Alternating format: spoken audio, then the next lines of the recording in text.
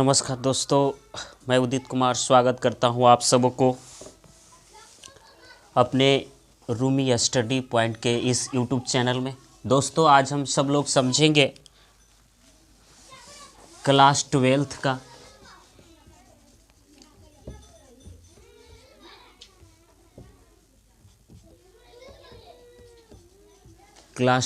का English book का poetry section का पहला चैप्टर, जिसका नाम है sweetest love I do not go. ऐ मेरी प्रियतमा, मैं तुम्हें छोड़कर नहीं जा रहा हूँ।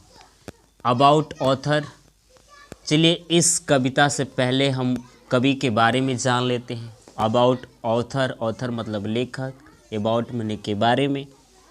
तो हम कवि के बारे में जानते हैं, जिनके कवि sweetest love I do not go कविता के कवि हैं जॉन डोन। तो आज हम समझेंगे जॉन डोन के बारे में संक्षिप्त विवरण।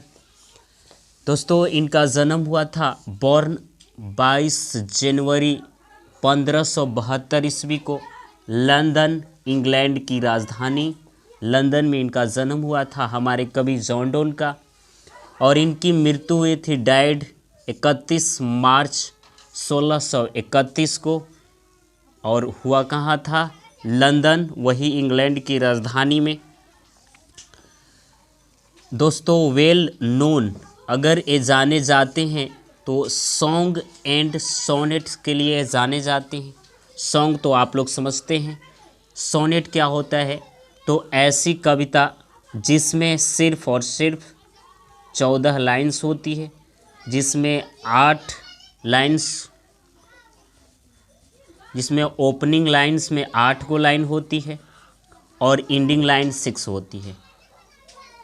8 लाइन को हम लोग ऑक्टेव कहते हैं और 6 लाइन जो नीचे होती है, जो एंडिंग लाइन होती है, उसको सेस्टेट कहते हैं। तो 14 लाइन्स की कविता होती है, जिसको हम लोग सोनेट समझते हैं। दोस्तों, इसके अलावा ये सैटायर्स, व्यंग्यकार भी थे, सैटायर लिखते थे, व्यंग करते थे। एलगीज, शोक गीत भी इन्होंने लिखा है, सरमन्स और प्रवचन भी लिखे। इससे ज़्यादा मेरे दोस्तों, ही वाज अ पोएट, यह एक कवि हैं, क्योंकि एक कविता के बारे में बहुत सारी कविता लिखे हैं। जैसे मैं स्वीटेस्ट लव आई डोंट को आपके सामने है, तो इसलिए एक कवि भी हैं। सोल्जर, एक सैनिक भी हैं। और सेक्रेटरी, यह एक सेक्रेटरी भी हैं। तो ये सारे चीज़ ये थे। इसके अलावा अगर ये कोई चीज़ पे लिखते हैं, सब्जेक्ट इनका विषय क्या होता था, जिन पे एक अपनी कविताओं को लिखते थे और सारी चीज़ के, तो सबसे पहला लव, प्यार के बारे में लिखते थे, जो कि आपको दर्शाया गया है sweetest love I don't go. यह एक कविता है और यह एक लव पोयम है। कैसा पोयम है? तो लव पोयम है, ठीक है, जो अपने प्रेमिका, अपने वाइफ एंड मोर के लिए लिखे। सेक्सुअलिटी, यौन संबंधी चीज़ों पर ये लिखते हैं और रिलीजन, धर्म पर। इसके अलावा इन्होंने डेथ, मौत, मृत्यु, इसलिए ही इज़ कॉल्ड, इसलिए इनको कहा जाता है मेटाफिजिकल पोएट। इसलिए इनको मेटाफिजिकल पोएट कहा जाता है, आध्यात्मिक कवि कहा जाता है। इसके अलावा ही बिलोंग्स, यह बिलोंग्स करते हैं प्रोस्पेरस रोमन कैथोलिक फैमिली। इनका प्रोस्पेरस फैमिली था, समृद्ध मतलब धनवान घर में जन्म लिए थे, इसलिए इनको प्रोस्पेरस फैमिली से ताल्लुक़ रखते हैं।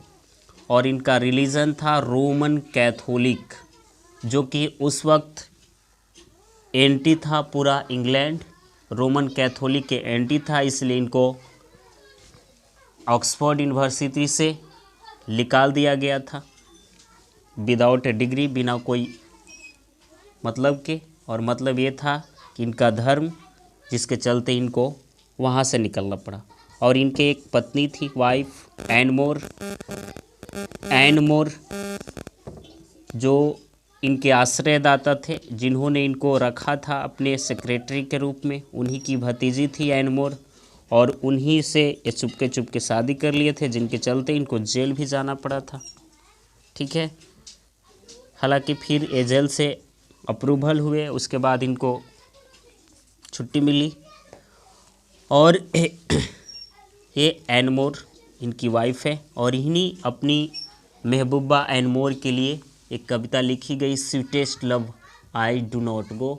ऐ मेरी प्रियतमा, मैं तुम्हें छोड़कर नहीं जा रहा हूँ। इस कविता को हम लोग समझेंगे लाइन बाय लाइन।